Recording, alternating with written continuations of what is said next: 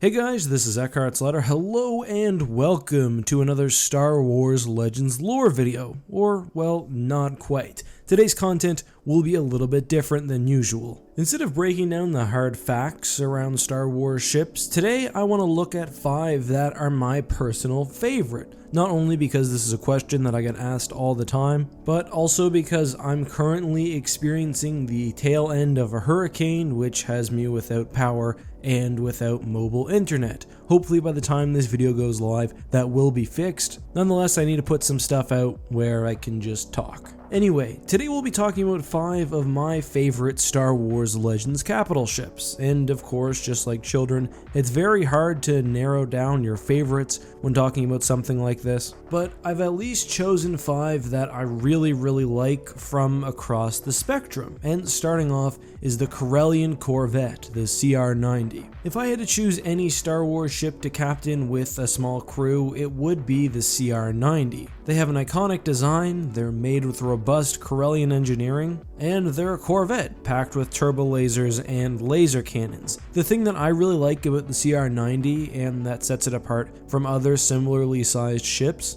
is its standard Karelian modularity. The CR90 can be very heavily modified. Sure, that means, for example, changing out certain weapons to suit the ship for a specific mission profile, but we also see, for example, the Nightcaller from the Wraith Squadron books, which had a fairly large hangar. The CR90 is the very first ship we see in Star Wars. It's basically a bunch of components strapped on an engine block, and I really like the simplicity, but also the elegance of the vessel. Now, for my next entry, and these aren't really ranked, I'm going with something completely opposite. The Nebula Star Destroyer. Now, the Nebula and the rest of the new class ships really only appear meaningfully in the Black Fleet Crisis, and even there they're mostly described rather than seeing a whole lot of action. Still, the idea was that the New Republic, after having to deal with years of old Mon Calamari vessels and Imperial cast-offs, has finally gone ahead and significantly expanded their navy, moving from 4 main fleets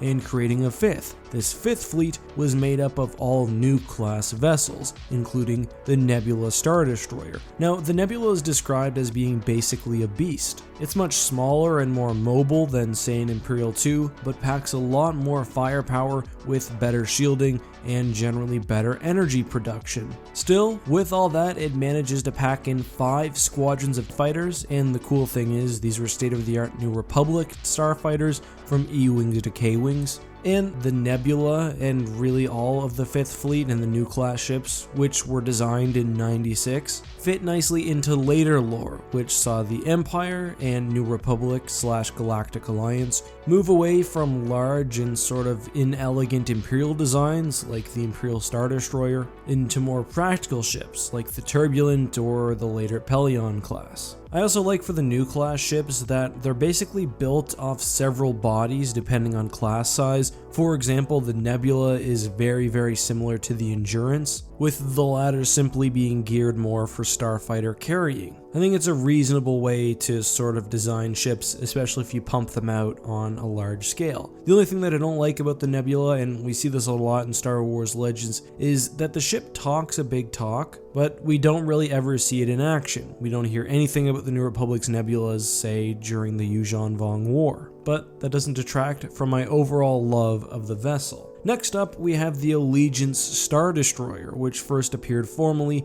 in Dark Empire. Now, Dark Empire was sort of weird about their ships. You see a lot of Star Destroyers that are simply different, whether they're larger, longer, whatever, except none of them really get a whole lot of formal attention except for the Allegiance, which is sort of just a larger Star Destroyer in the middle of a battle group. Unfortunately, the Allegiance herself doesn't last very long, and we don't get any more of the class within Dark Empire. However, we did get a lot of information about the ship after the fact, mainly that the Allegiance is basically an upscaled Tector, in that it forgoes a hangar in favor of extra armor and firepower, and is sort of like an exaggerated Star Destroyer. It's perfect for brawling it out with enemy capital ships, but isn't very nuanced. I also of course really love the fractal sponge design, and this ship was basically chose as a stand-in for a bunch of his, from the Bellator to the Assertor, the list goes on. I specifically like the fractal sponge style turrets that run down the ship's spine and across in other positions, and I don't know, it just sensibly fits within the Imperial naval doctrine, at least from my perspective. Next up though, we're going smaller, and in the other direction, the Quasar class carrier. To me, the Quasar, perhaps even better than the CR90, really exemplifies the Rebel Alliance. It's a ship that really does one thing: transporting starfighters, and I mean it does that thing well, but it's basically a flying hangar. Maybe this comes from my love of the X-Wing novels, but I can imagine some really cool stories centered around the crew of a Quasar, maybe working for the early New Republic, scrounging ships and parts, maybe with a squadron of A-Wings here, a squadron of B-Wings there, TIE interceptors, bombers, whatever they can find. And in fact, we do sort of get something similar in the Truce of Pakura, which is chronologically right after the Battle of Endor,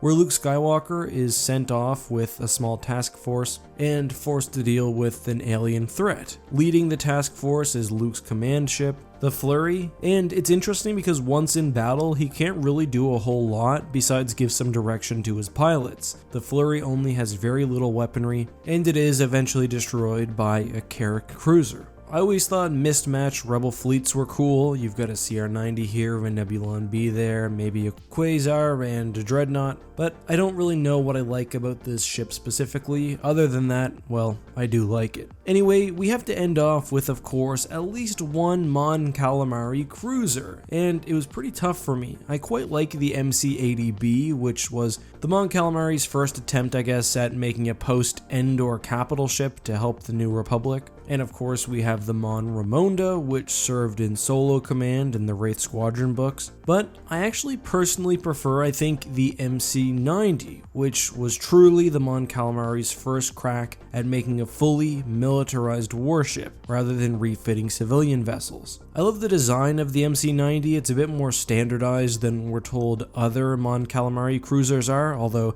that bit of lore is mostly just paid lip service, and the ones we do see in Dark Empire are sort of dagger shaped. They have the same sort of Mon Calamari strength, but just feel more agile and more deadly, at least to me. Of course, Admiral Ackbar also took an MC-90 as his flagship after Home 1 was retired, or at least put into service elsewhere. That was the Galactic Voyager. And interestingly, that capital ship also saw action again during the Second Galactic Civil War, when Chon Niathal took control of the vessel, and I always thought that was a pretty cool callback to some older stories. In this Swarmore, and I think in a bit of Legacy of the Force, we also learn of a Mon Calamari heavy carrier called the Blue Diver. I think it would have been really cool to see that. Same with the Mediator, which exists mostly in Vector Prime, and of course the Viscount class Star Defender. All ships, I guess with the exception being the Viscount, which get a bit of discussion in the books, but don't see a whole lot of direct action. Actually, that is true for the Viscount as well, but the Viscount does appear in some other secondary material. Anyway, those are 5 of my favorite Star Wars vessels: the Allegiance class Star Destroyer, the MC-90, the Quasar class Fire Carrier, the CR-90, and the Nebula Star Destroyer.